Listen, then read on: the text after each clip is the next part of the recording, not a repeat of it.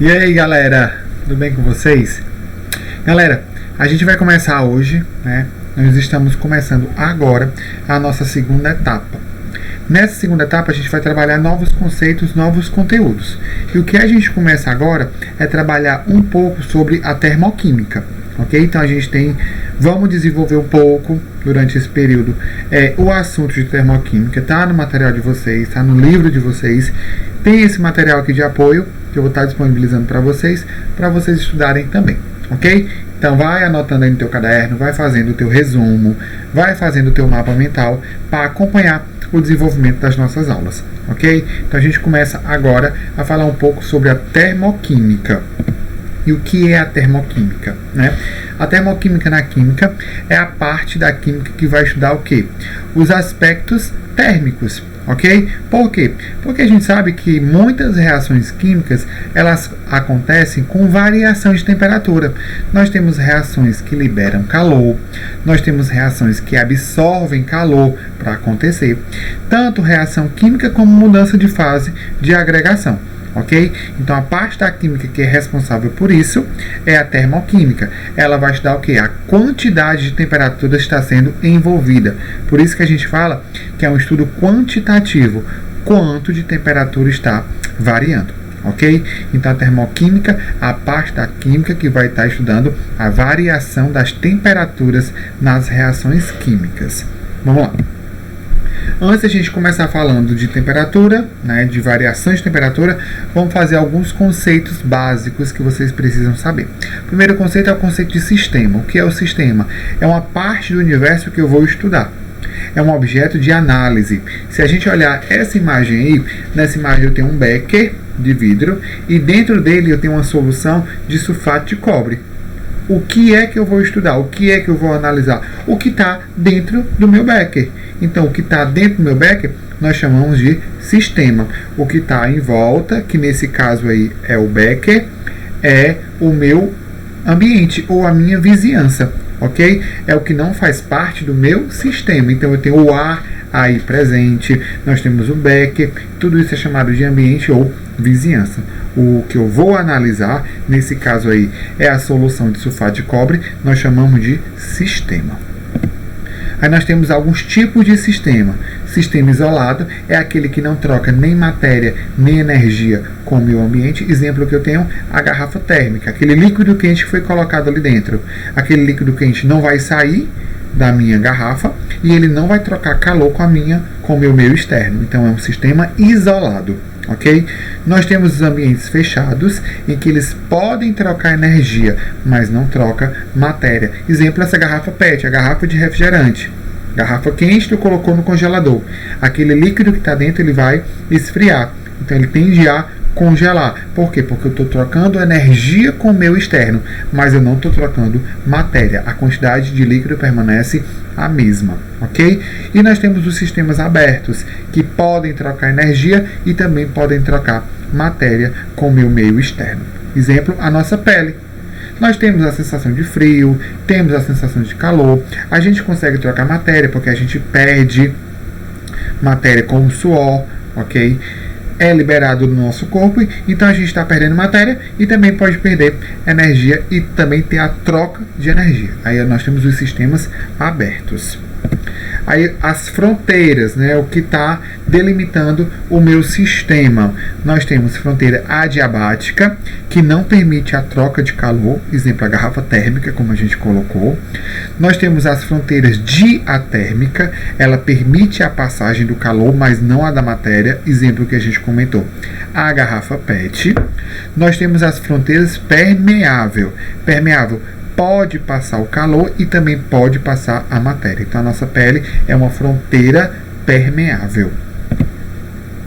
Aí nós temos outra definição que é importantíssimo. Os processos, o que é um processo espontâneo e um processo não espontâneo. Processo espontâneo tende a acontecer naturalmente. E o processo não espontâneo, ele necessita de uma força externa para acontecer. Ok? Exemplo que eu tenho esse balão. Nesse balão eu tenho uma parte que está cheia de gás e eu tenho uma parte que está vazia. Quando eu girar essa válvula, quando eu abrir essa válvula, tende espontaneamente a acontecer o quê? A divisão. Esse gás que estava desse lado se dividir e ir para o outro lado. Isso aqui é um processo espontâneo, ok? Ao que acontece com a pressão vai se dividir. O processo não espontâneo seria o contrário. Se eu tivesse com os dois gases divididos e colocar todo de um lado só, seria fácil? Não. É um processo mais difícil, é um processo que precisa de meios externos para acontecer. Ok? Então essa é a diferença de processo espontâneo e processo não espontâneo. Processo reversível e irreversível. Processo reversível, ele pode voltar ao seu estado original, ok? Em que o ambiente e o sistema não vão sofrer nenhum tipo de alteração. Já um processo irreversível, eu não tenho como voltar ao meu estado original. Exemplo que eu coloquei nessa imagem, o papel queimando. Queimei um papel. Depois que eu queimo o papel, eu tenho como ter esse papel de volta no estado original? Eu não tenho. Se eu não tenho como ter esse papel no estado original, então a gente está dizendo que eu tenho um processo irreversível, ok? O irreversível, nem com a ação externa eu tenho como ter o estado original. Vamos lá, alguns princípios da termodinâmica. O primeiro princípio da termodinâmica, lei da conservação da energia, ok? Sistema está fechado, sistema isolado. A energia permanece constante. Eu não posso produzir e nem destruir energia, ok? O segundo princípio da termodinâmica, nós temos o princípio da espontaneidade, a lei da espontaneidade. O que é que essa lei diz? Vamos ler para vocês. No universo, tudo tende a caminhar para que haja uma distribuição cada vez mais uniforme de matéria e de energia no sistema inteiro. Então, tudo tende a se distribuir de forma igual, ok? O segundo princípio, o que é que ele fala? Tudo tende naturalmente para uma situação com maior grau de desordem. Aí vem uma palavra que a gente tem que colocar agora no nosso dicionário químico, que é a palavra entropia. O que é entropia? Entropia tem a ver com desordem. Tudo tende naturalmente para uma desordem. Como assim? Olha aí para nossas mudanças de fase de agregação. Eu tenho um estado sólido. No estado sólido, o que é que a gente viu? Tudo bem organizadinho. Quando eu aumento a temperatura, essas moléculas começam a se agitar. Então elas começam a se desorganizar. Aumentei a temperatura mais ainda, elas vão estar mais separadas, elas vão estar mais desorganizadas. Então o que é que eu estou dizendo aqui? Eu estou aumentando a entropia, eu estou aumentando a desordem, ok? Isso tende a ser natural, tende a acontecer de forma uniforme, ok? Então, passagem de sólido para líquido e de líquido para gasoso, aumentou a desordem, ficou mais desorganizado, então aumentou a entropia. Do mesmo jeito, o esquema do balãozinho aqui do lado. O processozinho espontâneo, ele se dividiu. Como ele se dividiu, os átomos ficaram mais separados. Átomos separados, mais desorganizados, ok? Eu tenho mais agitação. Então, isso é um processo natural. Esquema aqui da nossa curva de aquecimento, sólido bem organizado. Quando aumentou, o sólido bem organizado, aumentou a temperatura, eu vou passar do sólido para o líquido. Aumentou o espaço, aumentou a desordem. Aumentou ainda mais a temperatura, cheguei no ponto de ebulição. A passagem do líquido para o gasoso. Vão estar mais separados ainda. Então, aumentei a desordem, aumentei a entropia. Vamos lá. Terceiro princípio da termodinâmica, eu não tenho como medir essa desordem, então eu não tenho um valor absoluto de entropia. Só existe um caso em que a entropia é igual a zero. Quando a entropia é igual a zero? Quando eu tenho 0 grau Kelvin, ok? Então 0 grau Kelvin, todas as partículas estão organizadas, eu vou ter um cristal perfeito. Aí nesse caso, de 0 grau Kelvin, a minha entropia é igual a zero, ok? É o terceiro princípio da termodinâmica. Diferença básica entre calor e trabalho, o que é que eu vou estar utilizando calor e trabalho nesse conceito? A energia não pode ser criada nem destruída, com isso eu tenho variação de energia do universo. Então eu tenho aqui exemplo de uma pilha.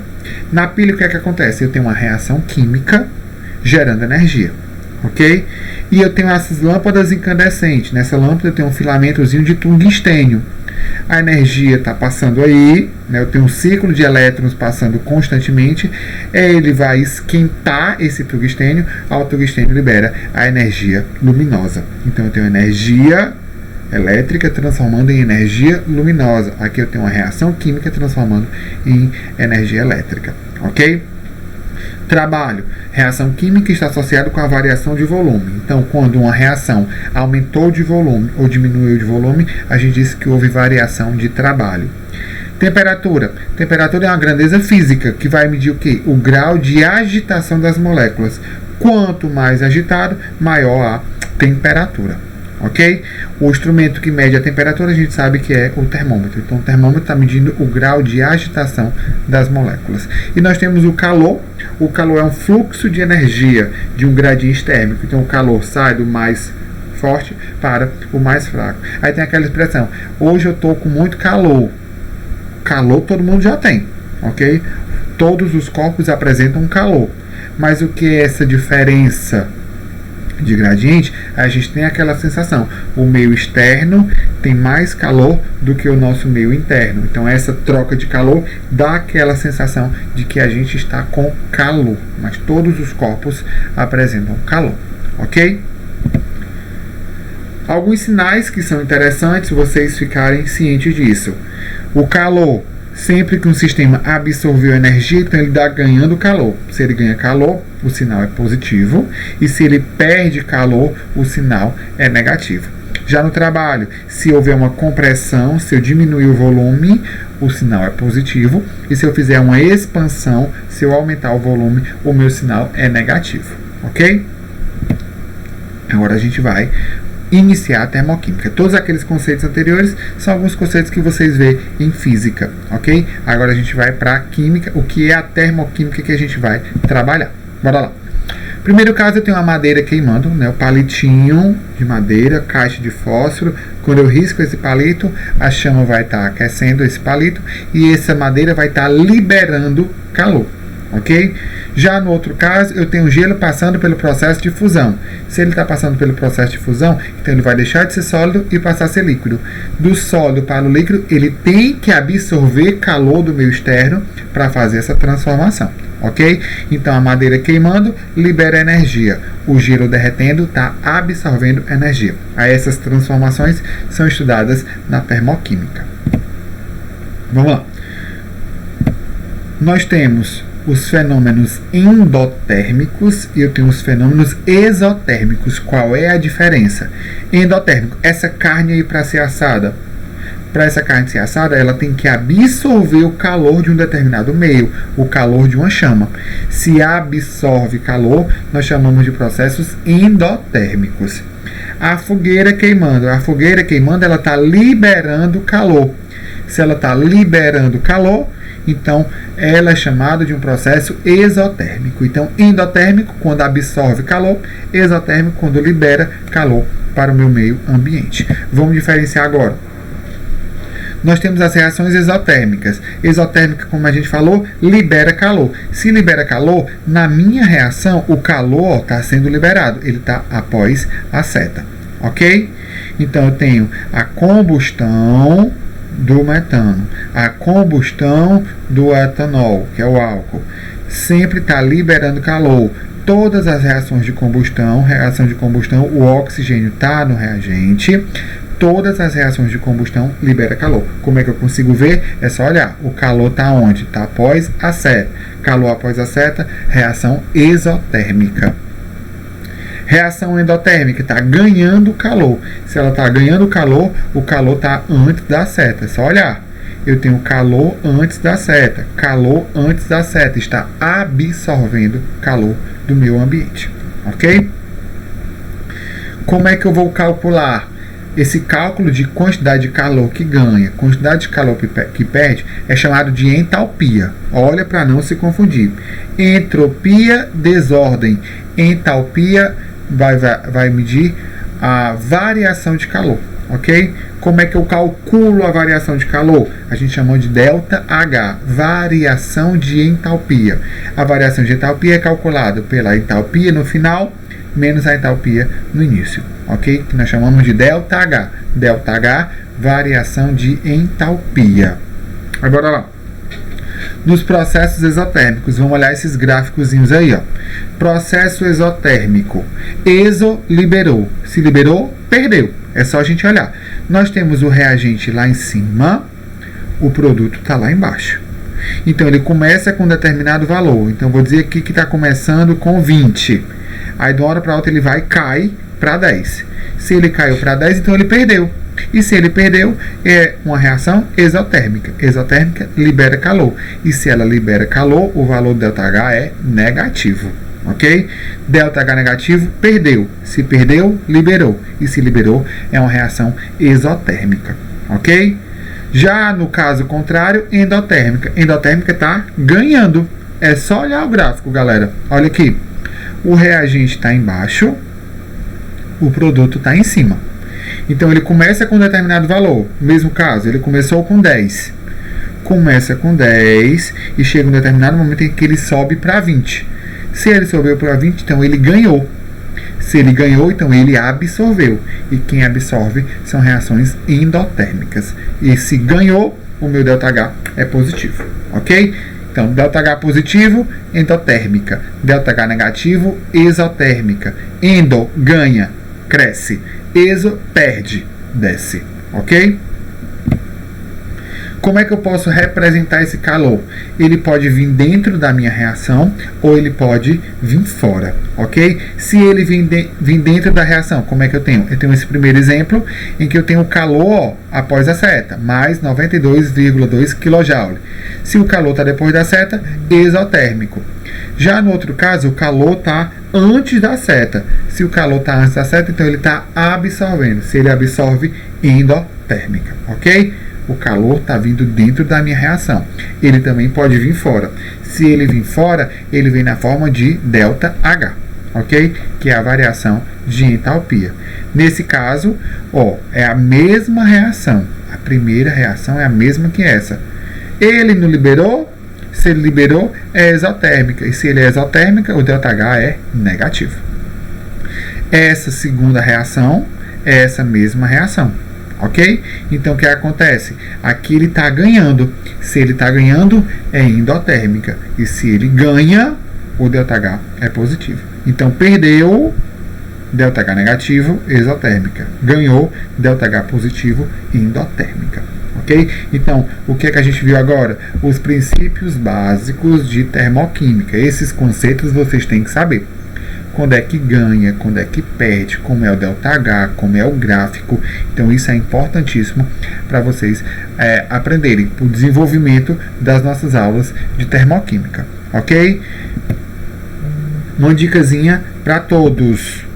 Lá no Instagram, lá no QStudio, tem um resumozinho lindo, top de termoquímica, tá ok? Tá publicado lá para vocês.